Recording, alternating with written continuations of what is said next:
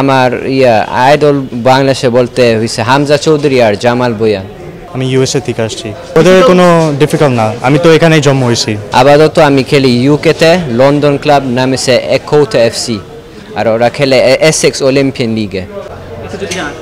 Overall আমি অনেক excited. 28, 29 আর 30 তারিখ ঢাকা স্টেডিয়ামে ট্রায়াল দিব। আমি আন্ডার-19 জন্য করুম, আর আমি অনেক খুশি আর হ্যাঁ মোটিভেটেড অনেক। আমি খেলি রাইট উইং, আমার ভালো স্কিলস আছে, পেস আছে আর গুড পাসিং অ্যাবিলিটি আছে। ইনশাল্লাহ আমি আন্ডার-19 টিমে টিকতে পারি।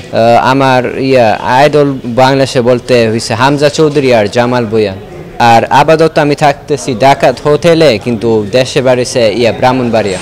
হ্যাঁ, ওয়েদার বিগ ডিফারেন্স, কিন্তু অভ্যাস তো করতে হবে যদি বাংলাদেশের ন্যাশনাল টিমে খেলতে চাই। আমি কমফোর্ট ফিল করতে পারি, আমি কনফিডেন্ট আছি নিজের জন্য। আমার এখন ভালো লাগতেছে অনেক, আই এম এক্সাইটেড। আমি ইউএসএ থেকে আসছি।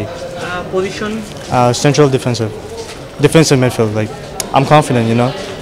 সো ইয়া, ইনশাআল্লাহ। আর টাঙ্গাইল। হ্যাঁ, ওদের কোনো ডিফিকাল্ট না, আমি তো এখানেই জন্ম হয়েছি। সো আমি 11 বছরে আমি ইউএসএ চলে গেছিলাম। সো এখানে আমি খেলতাম, ক্লাবে খেলতাম, এখানেই বড় হয়েছি। সো আমার ওয়েদারে কোনো ডিফিকাল্টি নাই, আলহামদুলিল্লাহ।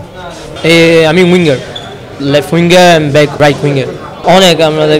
আমি অনেক এক্সাইটিং। মানে সাকিব ভাইকে অনেক ধন্যবাদ, আর বাংলাদেশ ফেডারেশনকে অনেক ধন্যবাদ। ওয়েদার এমনিতে স্পেনেতে একটু বেশি গরম, মানে আমার শরীর তো তেমনটা